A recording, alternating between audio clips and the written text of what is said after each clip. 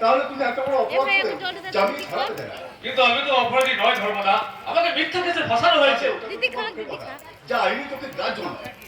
তাকে ভেবে দেখো, যে মেয়ে তোমার নামে থানায় ধর্ষণের ডায়েরি করতে পারে এই পৃথিবীতে, তাই সেই মেয়ে এমন কিছু কাজ নেই যে করতে পারে না। সেটাই তো আমার কাছে পরিষ্কার নয় যে প্রতিমা আমার নামে এত বড় মিথ্যা অভিযোগ আনলো কেন, যাকে আমি প্রাণের চেয়েও বেশি ভালোবাসি। হয়তো তোমার সে ভালোবাসায় সেই সন্তুষ্ট নয়, নয়তো সে বড় গাছে নৌকাতে গিয়ে তোমার ভালোবাসাকে দুপায়ে মারাতে তোমার নামে দুর্নাম দিয়ে আমার একটা নতুন চাল দিয়েছে। না না না, এই কথা আমি বিশ্বাস করি না।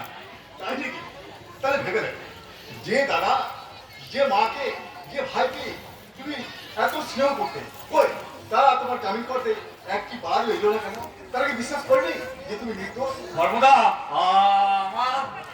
রক্তের সম্পর্ক যদি নির্মাণ করতে পারে, তাহলে পড়াশোনা করে কোনো রূপসী নারী অন্য বাহুডারে বাধা করে সেই ভালোবাসার মুখে তাকে মারতেই পারে। ধর্মদা আপনি চুপ করুন, আমি আর শুনতে পাচ্ছি না। চলে আসছে। কি নামটা? এতদিন তুমি পুজো করেছো, সেই দেবতা যদি আজ মৃত্যু বাড়িয়ে দানব হয়ে যায়, মানুষ তার ধর্মদা, আমার আমার সব কিছু যেন ঘুরিয়ে যাচ্ছে। আমি বুঝে উঠতে পারছি না যে কে আমার আপন আর কে পর। আমি তোমাকে বুঝিয়ে দিচ্ছি ডার্লিং, আসলে আমার দাদা হচ্ছে বিষয় মানুষ, জমি জমার টাকা পয়সার হিসাবটা ভালোই জানি, কিন্তু আপন করে হিসাবটা দাদার ক্যালকুলেটারে নেই। আপনি আপনি চুপ করে বসবি। ওকে আজবাজি করছে না, ও তো আমার ছোট বোন টিনা, ওকে তুমি অতি আপন হয়ে তুমি নাম ধরেই রাখবে, কেমন? না না না, একেবারে নাম ধরে। আরে তাতে কি হয়েছে, আমার কাছে তোমার ভালো লাগে, তাহলে তুমি আমাকে একটু বুকে জড়িয়ে ধরে বলতে পারো, Tina my sweet darling, I love you.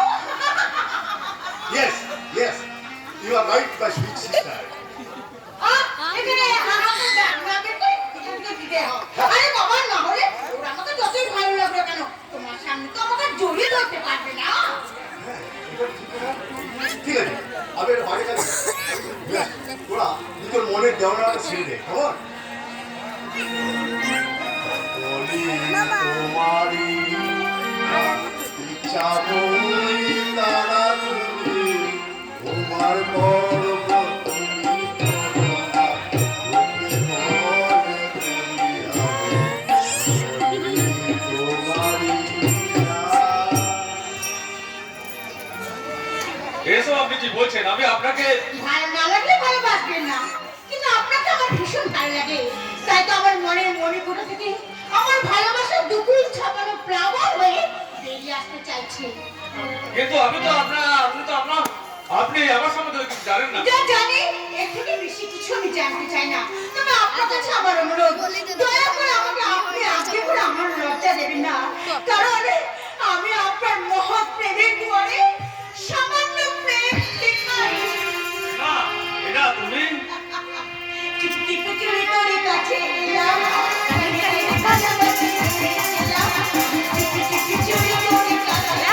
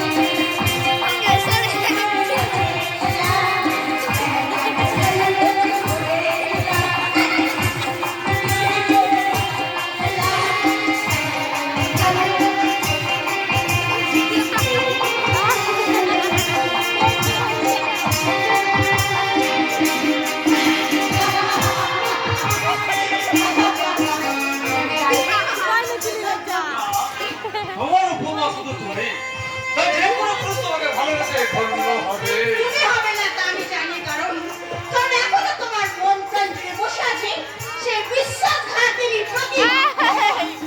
আমি তাকে আমার মন থেকে চিরতরে মুছে ফেলবো, কিন্তু তুমি এমনি ভাবে সারাটা জীবন আমার পাশে থাকবে। নিশ্চয় থাকবো, যদি তুমি তোমার অতীতকে মুছে ফেলে বর্তমানকে বুকের মধ্যে জড়িয়ে ধরে আমাকে ঠিক জীবন শুরু করতে পারো।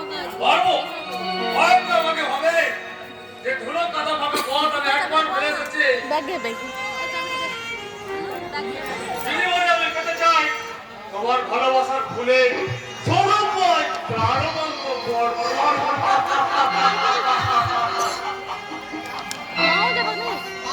নীতিজ্ঞান কাণ্ডকে হারিয়ে মাথায় কাটার মুকুট পরে বসে ভাবছে আমি এই জগতের এক পরাজয় সম্রাট।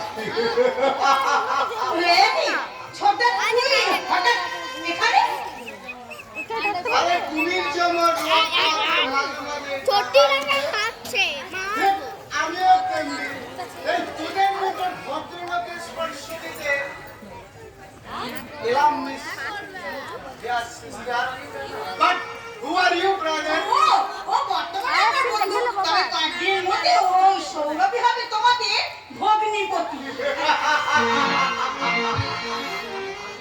আসলাম, তবে তোর সুখে নয়, তোর দুঃখে।